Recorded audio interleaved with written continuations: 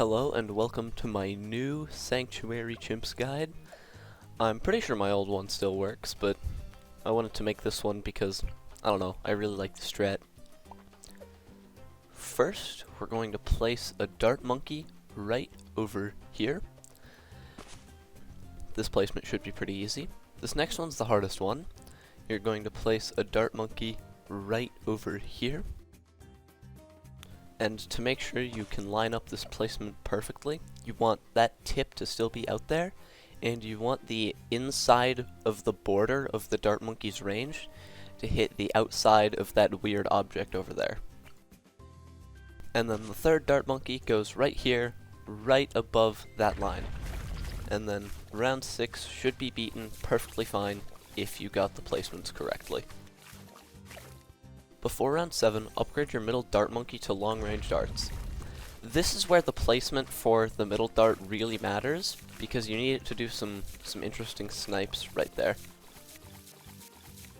And then before round 8, you place another dart monkey as top left as possible, shoved next to your other dart monkey right there, and then set your other dart monkey on the right side to last. This should win if you got the placements right.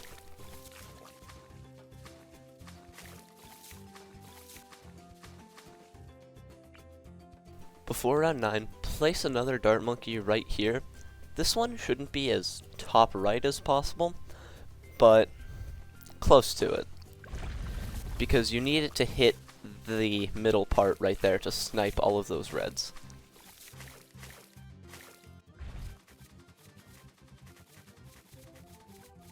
In the middle of round 10, place a sniper on this platform. It doesn't really matter how quickly you place it, just place it and set it to strong because I'm pretty sure you need it to beat the round. Round 13 is pretty easy, except you should have to do some sniper micro. Sometimes you have to do more sniper micro, sometimes you have to do less. I think it has to do with the placements though, on your left side dart monkeys. And then before round 14, you're going to place Geraldo right over here so that the tip of that weird object touches the outside of his range. Right there. Oh yeah, and you also have to micro your sniper a bit for the first wave of yellows, but you shouldn't have to for the second wave. Before round 15, place a pile of spikes right over here in this intersection, and then place a shooty turret as top right as possible there, and set it to last. Don't micro your sniper, you should just win. Sometimes your spikes will endure a lot more damage, but here they didn't endure any damage for me. And then in the middle of 16, place a shooty turret as top left as possible, and set it to last like the other one. Also, don't place that boomerang, I was just making sure I could fit it there. And then in the middle of round 18, place a druid as top right as possible next to your shooty turret, and upgrade it to hard thorns with thorn swarm when you can afford it. For round 19, you're going to want to micro your sniper to make sure that your spike pile doesn't take too much damage, because you kind of need the spike pile for a bit later. So yeah, just micro the sniper to make sure the spike pile doesn't get damaged.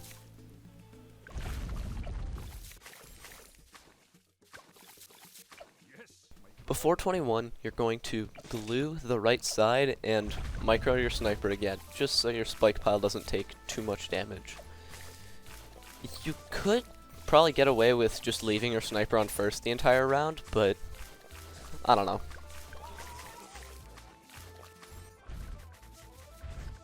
So for 24, if your spike pile has less than 3 spikes, place another one, but if it doesn't have less than 3 spikes, just keep it. And then before 25, place another one anyway. And upgrade your druid to Heart of Oak, and then get Druid of the Jungle after the round ends. Also, at any point, be prepared to micro your sniper because, I don't know, sometimes you might have to. I don't think so, but there's a chance.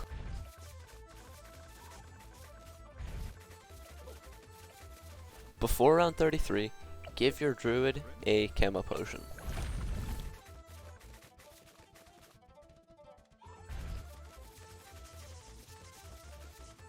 Before round 35, place a village as bottom right as possible on that bottom platform right there. Upgrade it to Monkey Commerce and place a dartling right here so that the right side of the gun hits that middle line that goes through when it's facing straight down. And then lock it in place in the center. Give it faster swivel, give your druid pickles, and buy powerful darts the second you can afford it. And also get the camo upgrade or whatever it's called.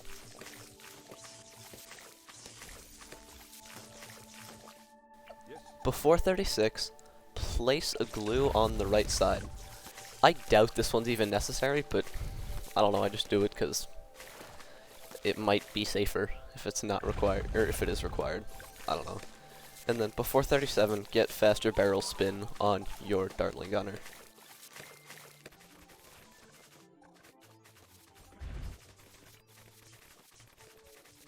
At some point before 39, place a boomerang in that spot before as bottom right as possible, upgrade it to bionic boomerang with glaives, and make it left-handed. Before round 40, apply a Jerry Fire to your boomerang, and place a maelstrom right here.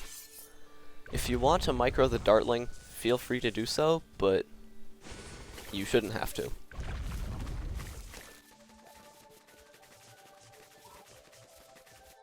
Before 42, give your boomerang a camo potion, and then give your dartling buckshot. Before 43, just glue the right side.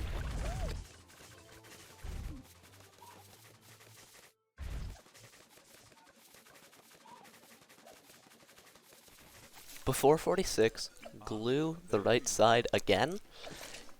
You don't need it for this round all the time, but sometimes there can be a bit of RNG that can cause you to die, and you're gonna need it for next round anyway, so why not just get it earlier?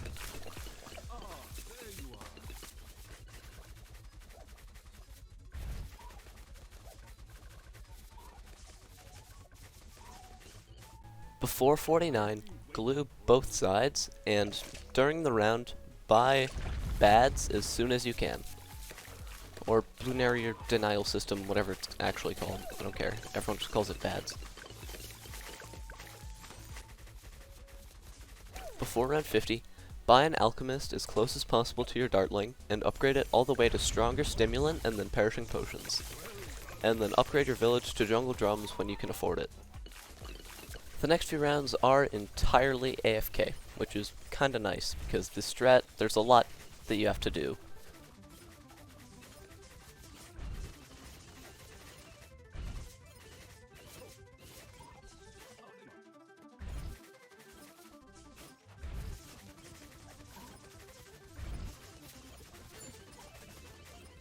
Before 59, upgrade your boomerang to turbocharge, and give it a camo potion, and another Jerry's Fire.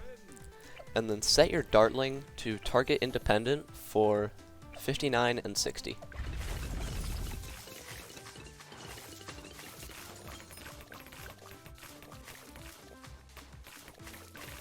Normally 59 doesn't get as close as it does here, but sometimes it does, so be prepared for it to happen. And then feel free to use turbocharge on 60, not needed, but it gets absolutely melted. And then before 61, lock your dartling back in place to the middle. Feel free to use turbocharge on 61 or 62, just don't use it on 63. Speaking of 63, before the round starts, put 2 glues on the right side and 1 glue on the left side. I'm not even sure if the glue on the right side is needed, but I remember having to use it at some point, so I don't know.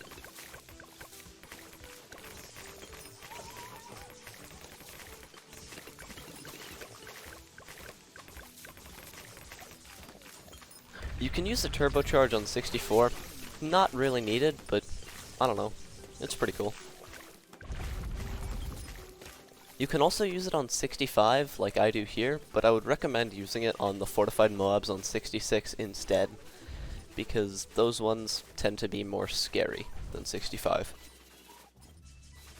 You can also use it on 68 if you want, not needed, but if you want to. And then before 69, give your boomerang another Jerry Fire, because somehow this setup can't handle the fortified leads. Don't know why, but sometimes it just doesn't work.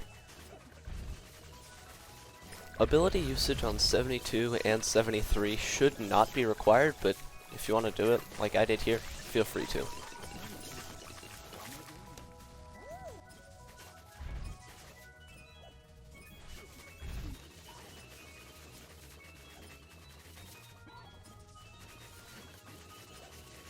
Before 75, give your turbocharge a camo potion, just for a bit of extra range I guess, and then give it the upgraded sharpening stone and some pickles. And then the ability timing for 75 is actually kind of important. No, very important. And it shouldn't be too difficult either.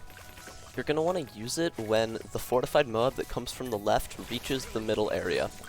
With this one ability timing, the entire difficult part of 75 just gets melted by the very funny turbocharged Jerry Fire interaction, which is so good. And then for 76, glue both sides because you die if you don't.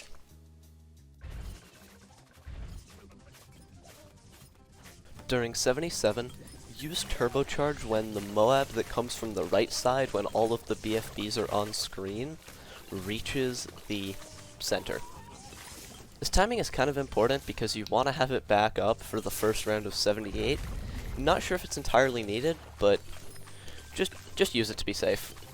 And then right after the first wave, or in the middle of it, you can afford the MVP of the run, Perma charge. This tower is so strong. Just a bit of support, and it can pretty much just solo the entire game. Actually, a lot of support. Dark Knight, Call to Arms, Moab Glue, and Geraldo buffs is a lot of support, actually. And then you can use the ability for the second wave of ceramics on 78.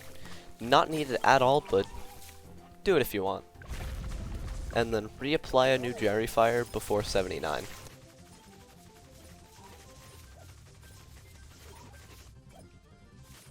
Before round 80, it's very important that you do everything in this order. Place a glue gunner as bottom right as possible. Place a sub in either pool, doesn't really matter. I went with the left one here, but the right one also works. And then place a village as bottom as possible. And then, not a rejuve potion, give your first central dart monkey a superhero cape, and give it knockback and epic range, and ultra vision when you can afford it. And then permacharge the ZOMG, obviously. And then after 81, you should be able to afford Dark Knight. Dumb crosspath Dark Knight, but it's actually better with Geraldo, so not very dumb actually. And then when you can afford it, upgrade your village to jungle drums. And then get your glue gunner to Moab glue with glue splatter. Set to strong.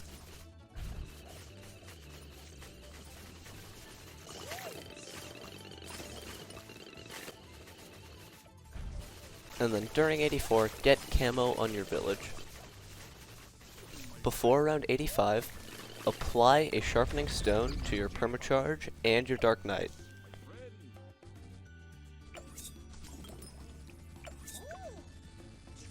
And then use the ability once your permacharge starts attacking the left ZOMG.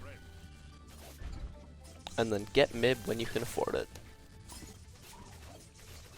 And then on 87, use the permacharge ability once the first ZOMG pops on the left.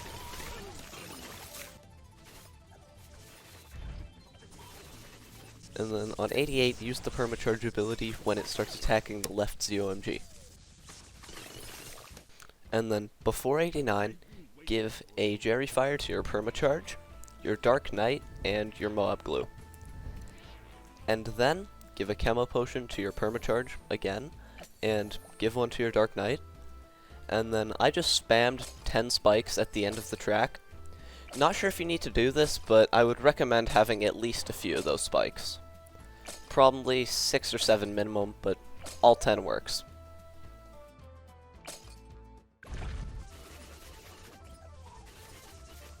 And then before 90, Geraldo should have restocked. So give a camo potion to your Moab glue and to your bads. Doesn't really help on the bads, but sure. And then apply 3 more Jerry Fires to your 3 towers still on the middle platform that don't have it. And then I placed a few more spikes, because why not?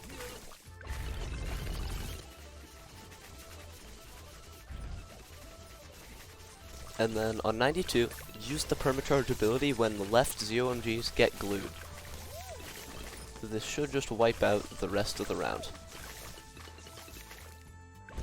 This setup absolutely murders DDTs. I'm pretty sure it's the permacharge, but the Dark Knight also seems to be contributing a lot.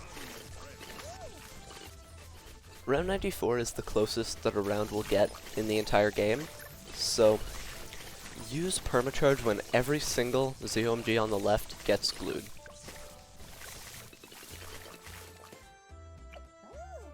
Before 95, get Call to Arms. After the recent buff, I have been very much enjoying it. Oh yeah, also, don't forget to reapply Sharpening Stones to your permacharge and your Dark Knight before the round starts. I did it in the middle of the round because I forgot, but it works. Use the permacharge ability when a DDT shows up, and when the permacharge ability runs out, use a Call to Arms. Not sure if you actually need to use the Call to Arms here, but it helps. And then on 96, permacharge off cooldown, and then Call to Arms also off cooldown.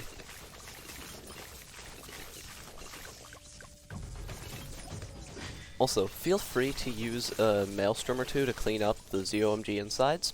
You shouldn't need to, but I don't know, it looks like it gets pretty close here, so I don't know if you want to.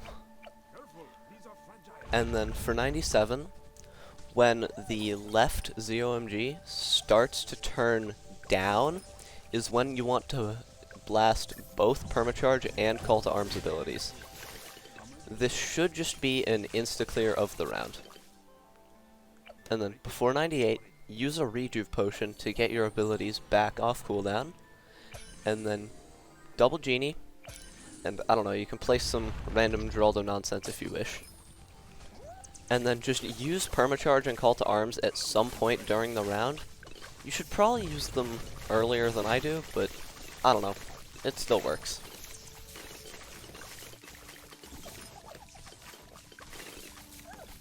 And then after round 98, upgrade your sub from earlier all the way to first strike.